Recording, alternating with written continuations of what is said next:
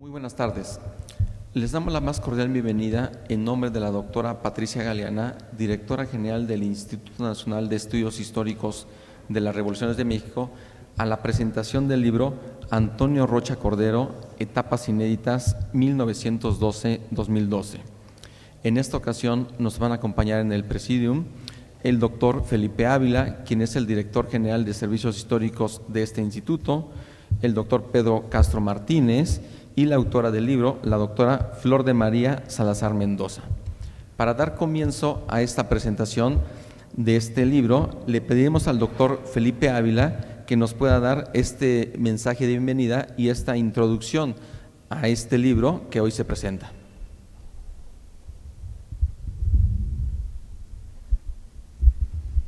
Bueno, muchas gracias a Francisco Burgoa, que nos acaba de introducir a esta presentación del libro sobre Antonio Rocha Cordero, Etapas Inéditas 1912-2012. En el Instituto Nacional de Estudios Históricos de las Revoluciones de México nos sentimos muy honrados de tenerlos en esta ocasión presentes. Uno de los objetivos principales de esta institución es difundir y fomentar el conocimiento de la historia de México, particularmente la relacionada con las tres grandes revoluciones que han definido la historia nacional: la independencia, la reforma y la revolución, pero también es interés de esta administración que encabeza la doctora Patricia Galeana el también difundir, promover y hacer actividades relacionadas con la historia contemporánea de México. Una de las actividades en las que también estamos muy comprometidos es en la divulgación de las obras nuevas que se hacen sobre aspectos relevantes de la historia nacional, sobre algunos de sus personajes principales, hombres y mujeres, así como esta presentación del libro que nos convoca el día de hoy. Hemos tenido otras presentaciones en los 2 años y medio que llevamos de esta administración, en donde con muchísimo gusto les ayudamos a promover, a difundir, a extender el conocimiento de estas obras que van saliendo y que son tan importantes para la comprensión del país que estamos construyendo entre todos. Nos da muchísimo gusto tenerlos aquí en esta ocasión. Voy a hacer una presentación muy general y muy breve acerca del evento que hoy nos tiene aquí reunidos. Desde luego, nos parece que es muy importante la aparición de este libro, un libro sobre un mexicano ejemplar, sobre Antonio Rocha Cordero, un muy destacado político potosino, un funcionario ejemplar que tuvo la fortuna de poder poner sus conocimientos, su capacidad, sus habilidades, su talento al servicio de México de una manera notable.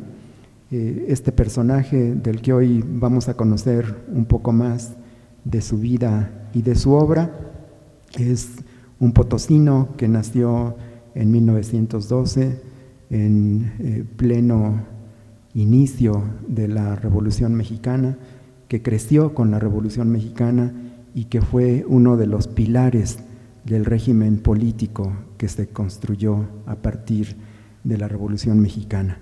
Cuando uno revisa la trayectoria de vida de don Antonio Rocha Cordero, la verdad es que uno se sorprende por la cantidad de cargos importantes que tuvo, pero sobre todo se sorprende por lo bien que hizo su labor. Fue un abogado que se formó en la Universidad de San Luis Potosí, el estado donde nació, y tuvo la oportunidad de poderse dedicar a su profesión desde muy joven y de incursionar tanto en la administración pública como en la carrera académica, como profesor, como abogado, pero también muy pronto como funcionario público.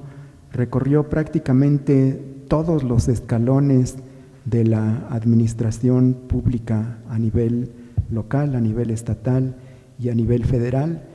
Yo creo que es uno de esos pocos mexicanos que a partir de una sólida y brillante formación académica son capaces de involucrarse en la administración pública y en la política y hacerlo de manera ejemplar, y tuvo la fortuna de aprovechar las oportunidades que se le presentaron para poder ocupar cargos en los tres poderes, en el legislativo, en el ejecutivo, en el judicial, y también en los tres niveles, en los tres niveles de gobierno y en los tres órdenes de gobierno, en los tres poderes, pero también a nivel municipal, a nivel estatal y a nivel federal.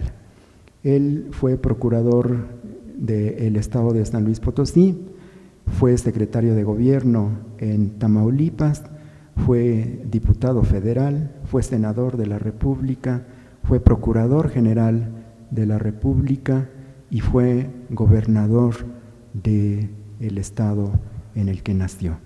Y en la parte final de su carrera fue ministro de la Suprema Corte de Justicia. Prácticamente conoció todos los niveles de la política, todos los niveles de la administración pública, tuvo una brillante carrera académica y tuvo una todavía más brillante carrera como magistrado. Me parece que para las nuevas generaciones, para los mexicanos y mexicanas de hoy, es muy importante conocer una trayectoria, una vida y una obra como esta, que me parece desde todos los puntos de vista ejemplar. Creo que este tipo de mexicanos, este tipo de funcionarios son los que nos hacen falta el día de hoy. Cuando uno mira en nuestro entorno, la verdad es que palidece un poco por la enorme deficiencia de muchos de nuestros políticos, de muchos de nuestros funcionarios, de muchos de nuestros jueces y también de muchos de nuestros académicos. Quisiera nada más leer unos breves párrafos de el momento en el que Antonio Rocha Cordero tomó posesión como gobernador constitucional del estado de San Luis Potosí, y que dicen así. Vienen en este libro, por cierto. El poder público debe ser defensor del pueblo y no quien lo amenace. Todo acto de autoridad que rebase los mandamientos de la ley lo consideraré un abuso que debo frenar en lo que a mí corresponda y corregir cuando de otra autoridad se trate. El hombre debe esperar de sus gobernantes respeto a su dignidad, es decir, que no se restrinja su libertad, se atropelle su hogar, se le sujete a obligaciones que la ley y la razón no justifiquen o se le prive de acceso a las fuentes del conocimiento. Se debe gobernar, no simplemente mandar. No basta el poder dictar una orden, se requiere que ésta sea conforme con el derecho y concuerde con el interés general, de manera que el pueblo y el gobierno coincidan en los fines y en los medios, que los propósitos de uno y otro estén unidos y constituyan un todo indivisible. Donde se manda y no se gobierna, no puede haber unidad. Donde impera la justicia, no solo habrá paz, sino progreso. Como el dinero que el Estado maneja es dinero que el pueblo ha entregado por medio de los impuestos, resulta lógico informarle con frecuencia de su destino y darle oportunidad de intervenir en la ejecución de las obras públicas, para que conozca su costo y logre su eficaz ejecución. He pedido al señor rector de la Universidad Potosina, a los ciudadanos presidentes de la Cámara Nacional de Comercio y de la Industria de la Transformación, a los ciudadanos secretarios generales de la sección 52 del Sindicato de Trabajadores de la Educación, de la CTM y de la Liga de Comunidades Agrarias y Sindicatos Campesinos se constituyan en auditores del manejo del presupuesto y a este fin los he autorizado para que puedan cerciorarse sin restricción de la legitimidad de los gastos y del monto de los ingresos.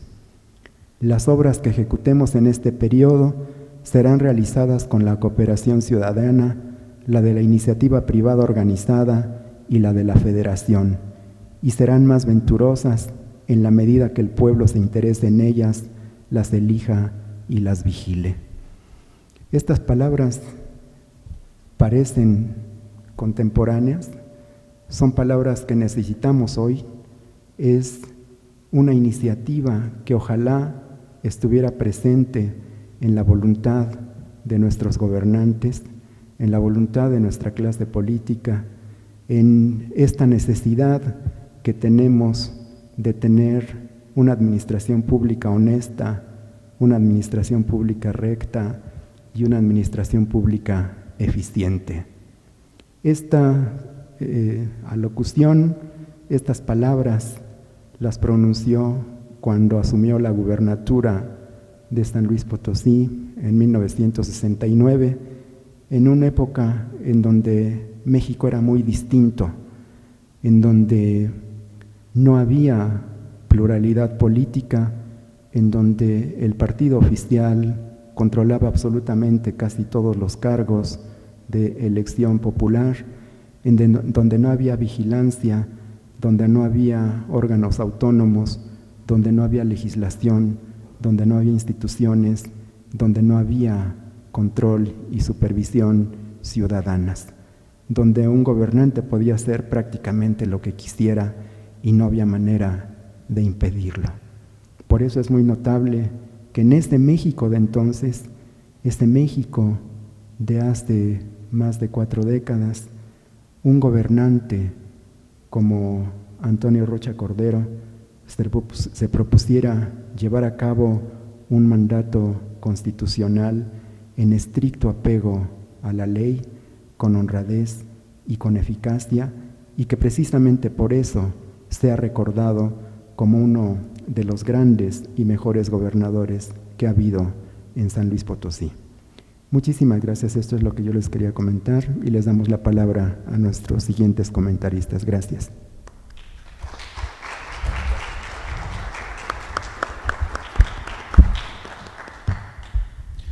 Agradecemos las palabras del doctor Felipe Ávila y ahora le toca el turno al doctor Pedro Castro, de quien me permitiré leer una breve semblanza curricular. Es licenciado en Relaciones Internacionales por el Colegio de México, maestro en Estudios Latinoamericanos por la London School of Economics and Political Science y doctor en Historia por la Universidad Nacional Autónoma de México. En la actualidad es profesor e investigador de tiempo completo en la División de Ciencias Sociales y Humanidades, Departamento de Sociología, Área de Procesos Políticos de la Universidad Autónoma Metropolitana, UNIA Iztapalapa. Es miembro del Sistema Nacional de Investigadores, nivel 2. Nivel 3, perdón, doctor.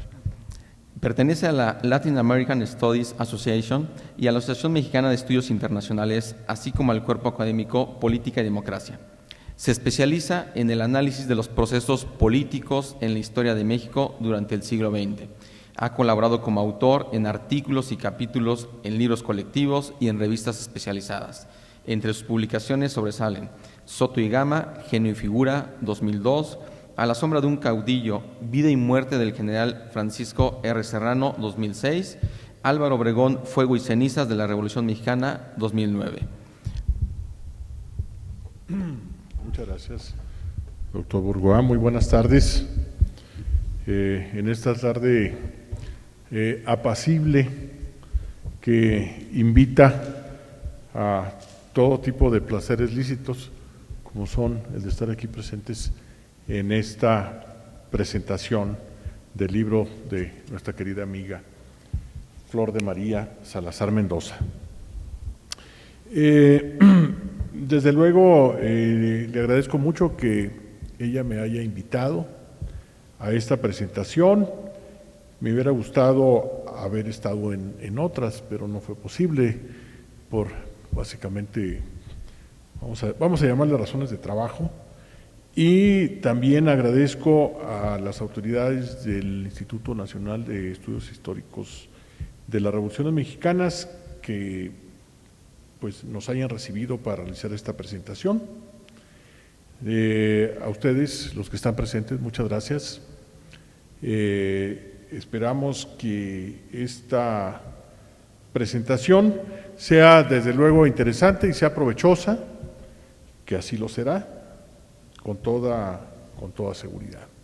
Yo quiero hacer una aclaración inicial, que es en el sentido de que este libro es de los libros que agarran al lector. Se dice, esto se le atribuye a Borges, que decía que los buenos libros son los libros que no se caen de las manos. Yo conocía muy poco, un poquito, conocía a don Antonio, y pues la distancia generacional y la manera de pensar o las trayectorias me parecía como una persona distante, muy ajena desde luego a los sentimientos que uno tiene respecto a los personajes de de nuestra historia, ¿no? De nuestra sociedad.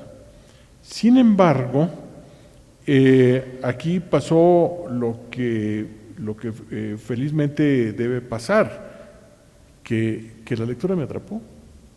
O sea, me atrapó y empecé y le seguí y yo este libro lo leí de un tirón, hay que decirlo, y afortunadamente me alcanzó el seso para hacer algunos comentarios que espero que sean inteligentes, y si no, pues lo he intentado, ¿no? El caso está en que, digo de entrada, que es un libro que sí vale la pena, la verdad sí vale mucho la pena leer. Yo quería hacer también algún comentario inicial con respecto a lo que es la geografía, la geografía, claro, pero también la biografía, principalmente, que es, yo he trabajado algunas biografías, tal y como se acaba de mencionar, con información sacada de la página de la UAM de Iztapalapa, que nunca está actualizada, dicho sea de paso, perdón, ¿no? Pues eso del nivel 3, yo algunos otros detalles, pero lo importante es, le doy, he hecho esfuerzos en el campo de la biografía desde hace ya bastante tiempo. En una ocasión, un historiador inglés me cantó, hace ya muchos años, me cantó la manida salmodia del fin del género biográfico, repitiendo un lugar común, supongo yo que en aquellos momentos. Él afirmó que la biografía era un género que no tenía futuro, que no tenía remedio, porque nunca había superado su condición híbrida entre la historia y la literatura, y que carecía de una metodología propia. En realidad yo nunca he creído eso, y yo sí he creído definitivamente que la biografía no es exactamente historia, y que la biografía tiene mucho de artístico, tiene mucho de arte, tiene mucho de literatura, efectivamente, y esa es la virtud de la biografía, es decir, el biógrafo asume vivencias de la persona que está biografiando, a un punto que solamente podemos vivir los que hacemos biografías. Se vuelve una presencia constante el personaje que nosotros estamos trabajando. Él también comentaba muy, digamos, ¿cómo podríamos decir? Muy académicamente, que los lectores tarde o temprano se dividirían frente a esto entre académicos y universitarios por un lado, y por otro lado el público de los no iniciados que se inclina a lecturas más fáciles, más amables, en una búsqueda de entretenimiento y también de la adquisición de una supuesta cultura que es muy superficial y que no tiene complicaciones. En realidad las cosas no funcionan de esta manera, aunque yo sí quiero decir que la biografía en la actualidad goza de muy buena salud, sin duda alguna. Sigue gustando mucho la biografía a muchas personas, independientemente de su calidad en muchas ocasiones, que es lo que a mí me preocupa. Y también de repente uno lee por ahí que dice, no, pues es que en México no se cultiva el género biográfico, no se ha cultivado. Yo no estoy de acuerdo con eso. En México tenemos estupendos biógrafos, históricamente hablando. Quiero mencionar así muy rápidamente a personas como Agustín Yáñez, que tiene unas magníficas biografías. El mismo José Fuentes Mares, con sus cosas, ¿no? Que siempre tuvo le ponía mucha sal y pimienta a lo que escribía. Al ilustre, eminente hondureño José Eliodoro Valle, y en épocas más recientes, el que me parece insuperable en lo suyo, que es José Luis Martínez, con su Hernán Cortés y sus estudios cortesianos, y la lista se hace muy larga. Es decir, en México sí trabajamos la biografía y sí podemos trabajarlas bien. En aquella ocasión que estoy mencionando, mi colega llamaba a misa de difuntos cuando los muertos imaginarios estaban vivos y gozaban de cabal salud. Entonces, yo quiero pensar desde luego, o reiterar lo que yo estoy diciendo, indudablemente, que la biografía tiene una muy buena posición entre lectores aquí y en muchos otros países del mundo.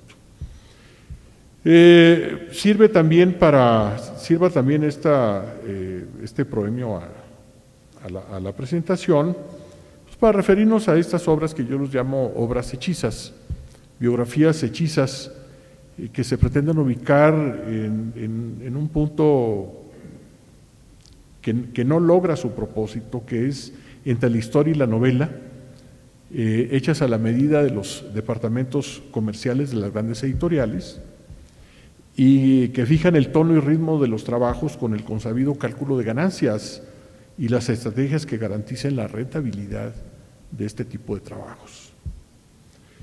Parte de esta estrategia es hacer a los autores una suerte de marcas de la mercadotecnia a través de su exhibición en los medios y convertir sus trabajos en textos canónicos. El engaño se vuelve colosal. Bibliotecas escolares y universitarias tienen en sus acervos, por solicitud de sus maestros, libros como los de Francisco Martín Moreno o de Catón, por citar un par de ellos, que a fuerza de golpes publicitarios se han posicionado en las preferencias de lectores poco informados y fáciles de sorprender con patrañas mezcladas con verdades a medias. Por los motivos anteriores, y por otros que ya se han mencionado en esta mesa, celebro la aparición de la obra que presentamos, escrita por una historiadora de la solvencia profesional, como es la doctora Salazar Mendoza, acerca de uno de los potosinos más destacados del siglo pasado, notable tanto en el ejercicio de la jurisprudencia como en la política local y nacional. Yo creo que la familia de las buenas biografías de este país se han enriquecido con este trabajo. Como decía, a don Antonio alguna vez lo escuché y me sorprendió ver en él, siendo una persona de edad muy avanzada, activa, con un lenguaje articulado y yo diría que melodioso, de una claridad notable, Como pueden ver, hasta me dio envidia, no era verdad. Que qué bien habla el señor. Y, pues, y bueno, como se muestra en su biografía, pues fue un hombre ordenado, institucional, universitario, en constante preparación, y yo sospecho que una persona muy conservadora, políticamente hablando, ¿no?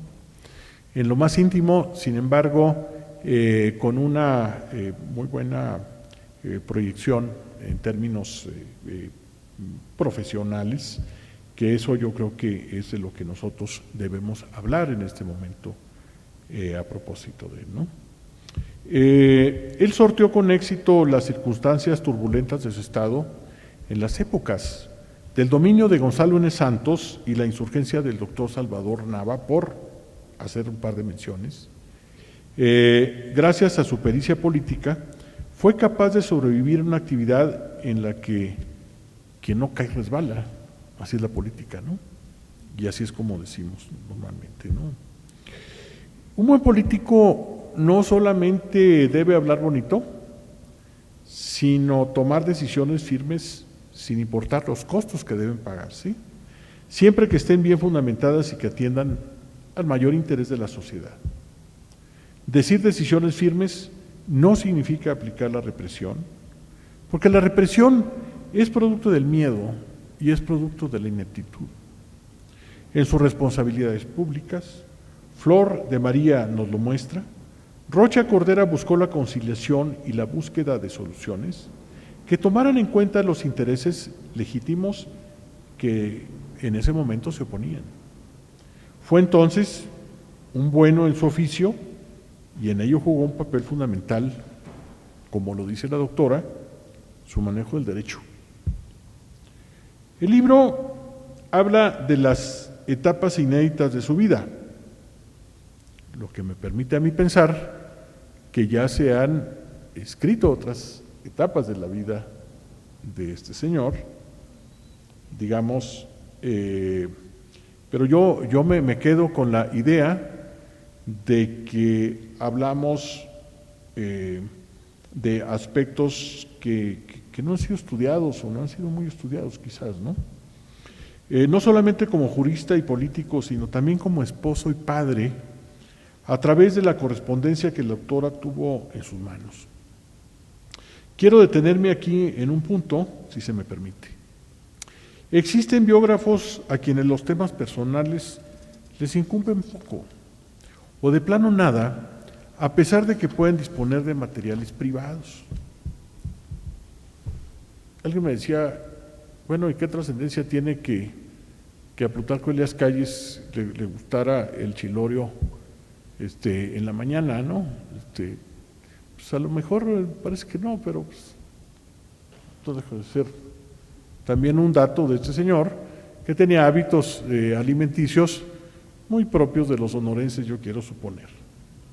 En fin, este no es de lo que vamos a hablar. Digamos que debe entenderse que una persona se mueve en contextos situados a la manera de círculos concéntricos, pero también hacia su propio interior, a sus ámbitos más íntimos, más familiares, como individuo que no se diferencia especialmente de los demás y que tiene un ámbito de afectos cuyo testimonio dice mucho de cómo fue aquí y demás aspectos de su existencia. Mucho significa entonces para el biógrafo, en un momento dado, la familia y los demás afectos y también los desafectos, aunque en este caso yo no vi muchos desafectos, pero sí vi muchos afectos, ¿no? La autora nos conduce también por el campo florido, ella se llama Flor de María, entonces yo le puse aquí campo florido, de aquellos aspectos nunca atendidos, buscando amarrar al lector en la obra. Celebro que haya sido muy sobria en el tratamiento de los contextos, abandonando la idea de meterse en el berenjenal que significa describirlos y explicarlos en las etapas de la vida de su biografiado. Hizo bien. ¿Cuánto biógrafo no se pierde buscando los falsos determinismos últimos de los acontecimientos y acciones de las personas. Y no voy a mencionar nombres, porque aquí todos nos conocemos. Entrar en este terreno implica un trabajo duplicado que no se justifica. Para quienes no creemos en estructuras primigenias o últimas causas, hay que administrar la materia con mucho cuidado, buscando en efecto lazos esenciales entre las personas y el ambiente y calibrando los impactos de unos sobre los otros. Hay circunstancias que deben atenderse frente a las situaciones en la vida de los biografiados. Aquí yo voy a hablar de algo que me llega un poco más, porque yo traté al doctor Orfila, y la verdad yo siempre le he tenido mucho cariño, mucho respeto a este señor.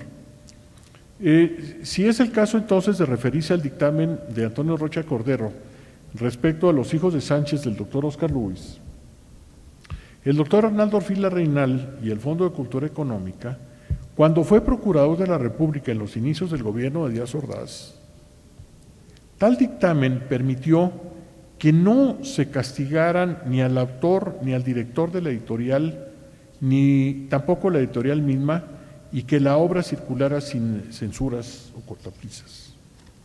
La referencia es más que pertinente. El régimen díaz-ordazista fue cada vez más represivo en la medida en la que avanzaba la administración.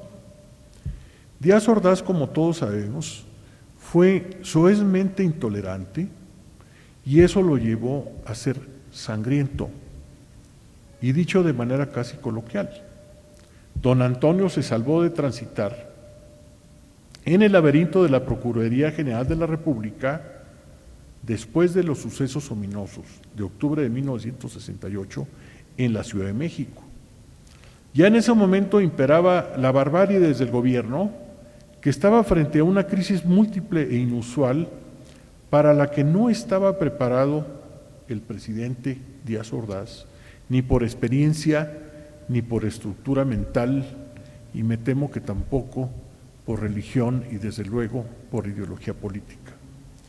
Fueron los negros días de la Guerra Fría y el anticomunismo, en la que la clase política más conservadora, siendo hegemónica, recurrió al expediente perverso del asesinato y al aplastamiento de la oposición, pasando por la Constitución y todo tipo de imperativos morales y éticos.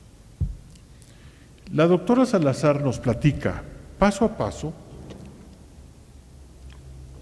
los orígenes de Rocha Cordero, sus inicios en la oratoria y la política estudiantil, su nombramiento como agente del Ministerio Público, su llegada a la Procuraduría Estatal en los tiempos del cacique más pintoresco, uno de los más pintorescos de México, casualmente potosino, Gonzalo N. Santos. Pero no quiero dejar de hablar de cuando el licenciado Rocha Cordero fue síndico municipal electo de 1939 a 1940. Una carrera construida a través de una vida debía pasar por la experiencia de la administración en su plano más local. En lo que el autor llama síndico innovador y pragmático, se refiere, por ejemplo, al tema de la negativa de los vecinos a pagar la pavimentación de las calles que se encontraban frente a sus casas o negocios, por cierto, algo muy frecuente en las pequeñas poblaciones. Me tocó conocer otro caso por ahí en donde realmente no era tan fácil aplicar soluciones. Pero el síndico se inclinó por el convencimiento y contra el procedimiento económico coactivo, persiguiendo a sus compañeros del ayuntamiento a mantener la cordialidad en las relaciones con los vecinos, sin renunciar al expediente del aumento de las contribuciones para mejorar dichas calles. La iniciativa de transparentar el manejo de los recursos y las acciones del gobierno a través de un boletín actualizado y público evidenció lo que ahora es divisa de buen gobierno, que es la transparencia y la rendición de cuentas. Aunque parece una cuestión de mero sentido común, no era fácil en la época actuar con la honestidad debida, porque los puestos municipales tantas veces fueron y son, en muchos casos, botines para funcionarios deshonestos. Con igual acierto se pronunció en los delicados asuntos de los horarios de cantinas, operación de las casas de asignación y zonas de tolerancia.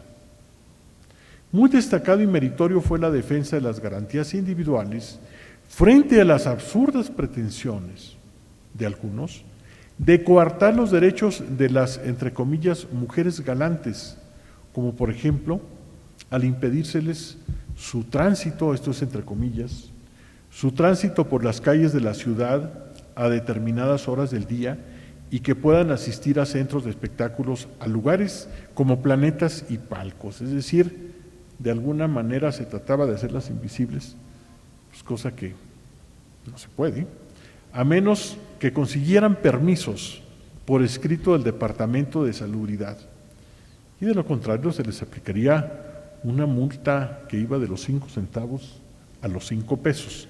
Obviamente, pues estamos hablando, como dicen por ahí, del año de la canica, ¿no? El jurista Rocha fue muy claro, no era posible asentir, no era posible aceptar algo así, porque significaba una violación a la Constitución Política de los Estados Mexicanos en su artículo primero. El síndico municipal de 1939 fue una experiencia que le puso a prueba en sus convicciones y le marcó el camino que le llevaría a ser diputado, senador, procurador general de la República, secretario de Gobierno, gobernador y ministro de la Suprema Corte de Justicia. Como lo afirma la doctora Salazar, desde un principio mostró un conocimiento supremo de las leyes, buena capacidad de persuasión y un buen sentido para encontrar la opción más adecuada que fuese práctica y pacífica frente a los problemas que se le presentaron. Destacables son también los comités y patronatos que formó para coadyuvar en el programa de obras públicas, en lo que ahora se llamaría o se llama elegantemente políticas públicas. Eficiencia y honestidad en el manejo del dinero de todos, con el apoyo de los potosinos que en muchas ocasiones contribuyeron con sus propios recursos. Es plausible entonces que el gobernador Rocha Cordero haya logrado involucrar a la comunidad en sus actividades. La biografía recoge testimonios sobre Rocha Cordero para comprobar, como dice la autora, la solidez de su prestigio a través de testimonios. Y también nos presenta una galería fotográfica y de documentos personales, y con ello se cierra la obra compuesta por partes distintas que se complementan, ofreciendo una variedad de ángulos al lector desde los cuales puede apreciar una personalidad en una geometría propia de los hombres y las mujeres que han dejado su huella en el paso por la vida. El licenciado Antonio Rocha Cordero en su trayectoria invita a la reflexión acerca de los pasos a la grandeza, hecha de una conducta honesta y por tanto encomiable. No requiere de ninguna reivindicación o de ninguna defensa como en otros casos, ni de lo que fue ni lo que hizo, y menos todavía de su tiempo, con sus dificultades propias de épocas en las que a menudo prevaleció el abuso y la inmovilidad. Pero tiene mucho sentido atender a la arquitectura de un hombre formado y forjado a sí mismo y a la educación de su conciencia y carácter. La tranquilidad que mostraba no era más que un efecto, como lo muestra la autora, de su actuación. Pocos gobernantes se dejan ver en parques y calles como cualquier ciudadano, sin temor a los demás. Este fue Antonio Rocha Cordero. Solamente me resta felicitar a la doctora Salazar por este espléndido trabajo, que como he dicho ya en más de una ocasión, pasó la prueba por la que pasan los libros con sus lectores. No me queda más que agradecerle a ella, a nuestros anfitriones y desde luego a ustedes su amabilidad y su distinguida atención, y desde luego hago una invitación a que tengan a aprovechar la oportunidad de tener la obra firmada por su autora que se encuentra con nosotros. Muchas gracias.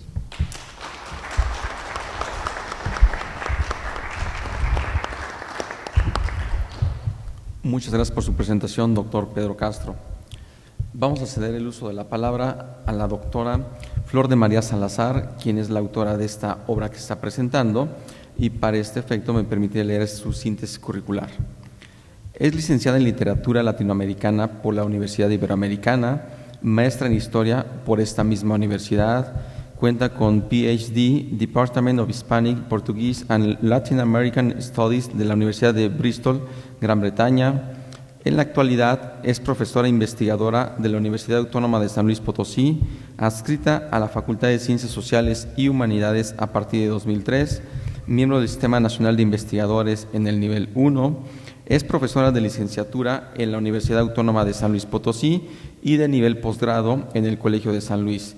De diciembre de 2003 a septiembre de 2009, se desempeñó como directora del Archivo Histórico del Estado de San Luis Potosí. Entre sus distintas publicaciones, queremos destacar particularmente las celebraciones del 5 de mayo en San Luis Potosí, una expresión pacífica de resistencia republicana, en la obra coordinada por la doctora Patricia Galeana, la resistencia republicana en las entidades federativas de México, que es una coedición entre el Senado de la República, el Gobierno de Puebla, Siglo XXI Editores, en el año 2012. Demos un cordial aplauso a la doctora Flor de María Salazar.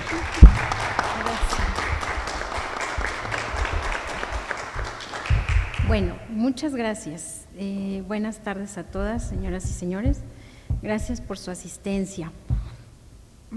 Antes de comenzar, tomaré un par de minutos para agradecer públicamente a la doctora Patricia Galeana, directora del Instituto Nacional de Estudios Históricos de las Revoluciones de México, por invitarme a esta institución, la cual actualmente dirige, y sobre todo por el interés que ha demostrado desde hace años, en cualquier posición que se encuentre, por difundir los resultados de investigación histórica que se realiza en las diversas regiones de México.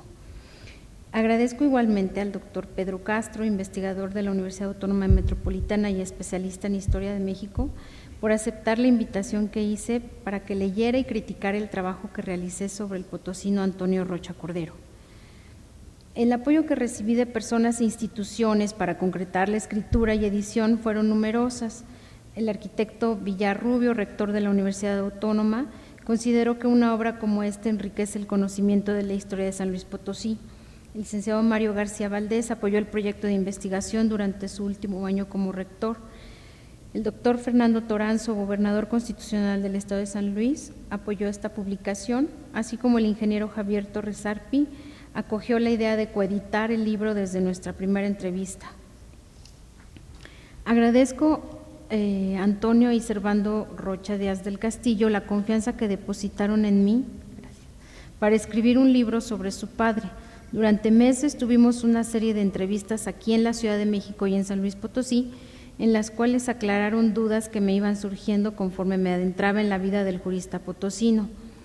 Finalmente quiero agradecer a mi familia, a mis papás, por las innumerables y largas conversaciones sobre Antonio Rocha y su esposa, y a Sergio y María Florencia, mi esposa y mi hija, por haber tomado mucho tiempo del que reservamos para divertirnos. Ya sé que ellos no están aquí, pero a mí me gusta ser agradecida y hacerlo público.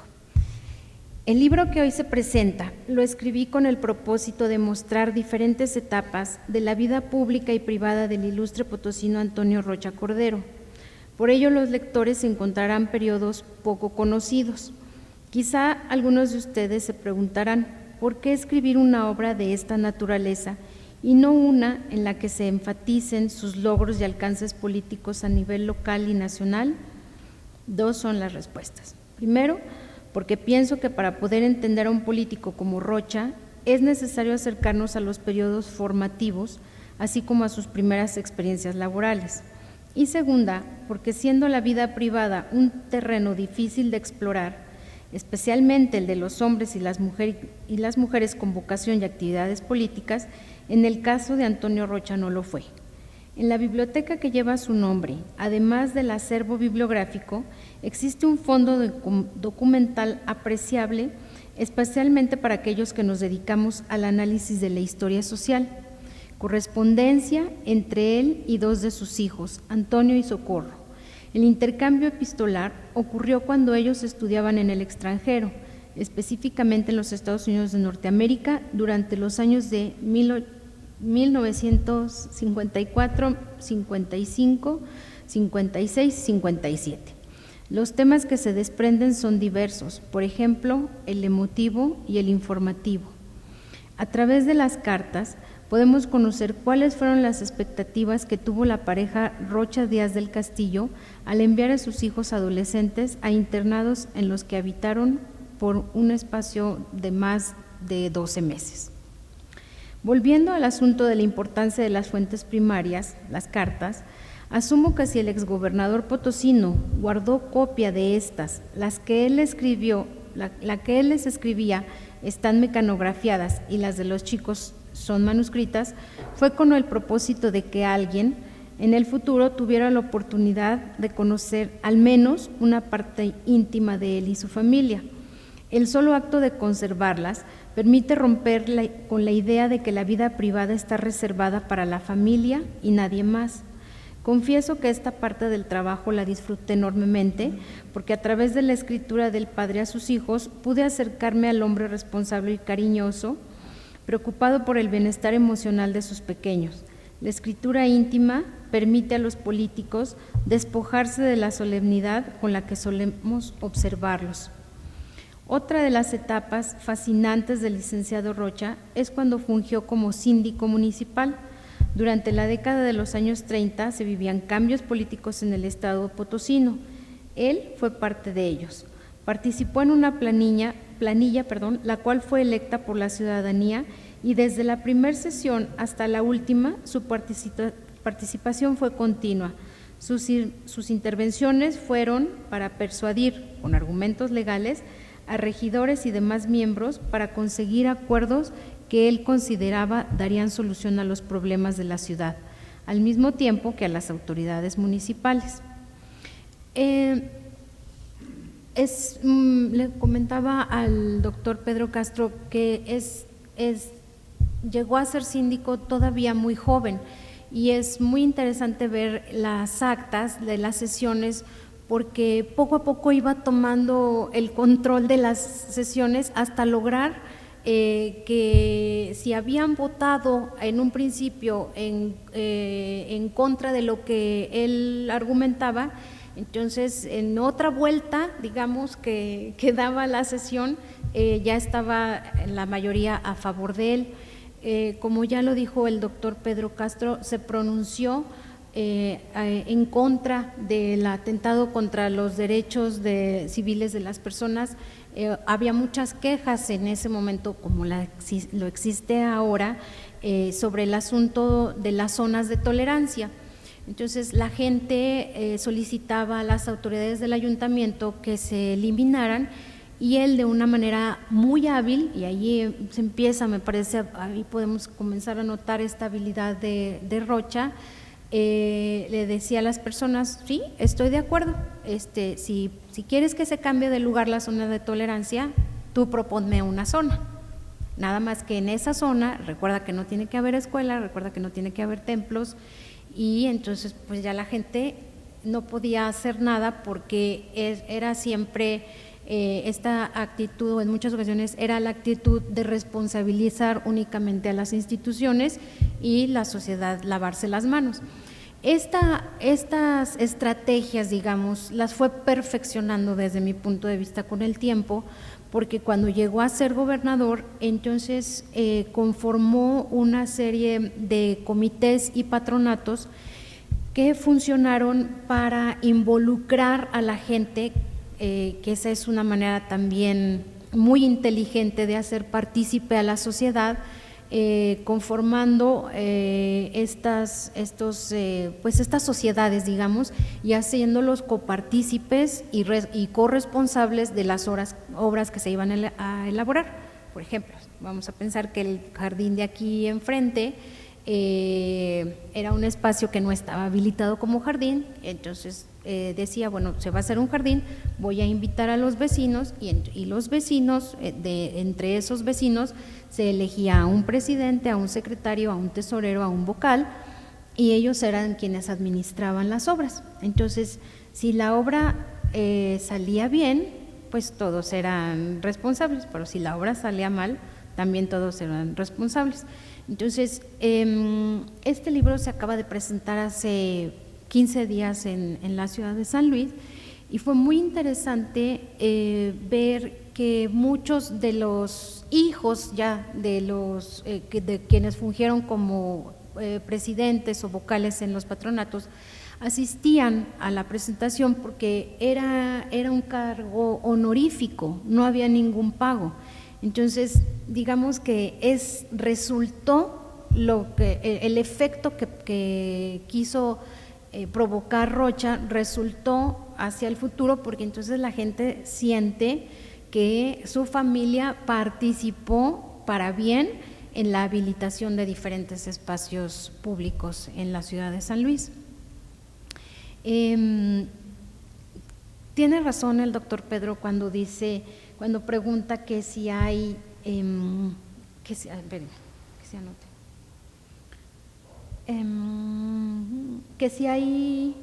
si son etapas inéditas porque se han escrito otras obras. Pues no, a lo mejor fue una asumí algo que no debí, y más bien lo que yo quise fue escribir, lo sobreentendí con el título, que son inéditas, pensando de manera muy local que todos sabíamos quién podría haber sido el licenciado Rocha, pero son inéditas porque son parte también, en otro sentido, tienen archivos y tienen fuentes que hasta el momento nadie había consultado. Entonces, pues sí son, ¿mande? Por eso sí. Muy bien, bueno, pues ya para finalizar, para aquellos que no tuvimos el privilegio de conocerlo personalmente, espero que este trabajo ofrezca la posibilidad de acercarse a un hombre cuya sensibilidad e inteligencia lo caracterizan. Muchas gracias.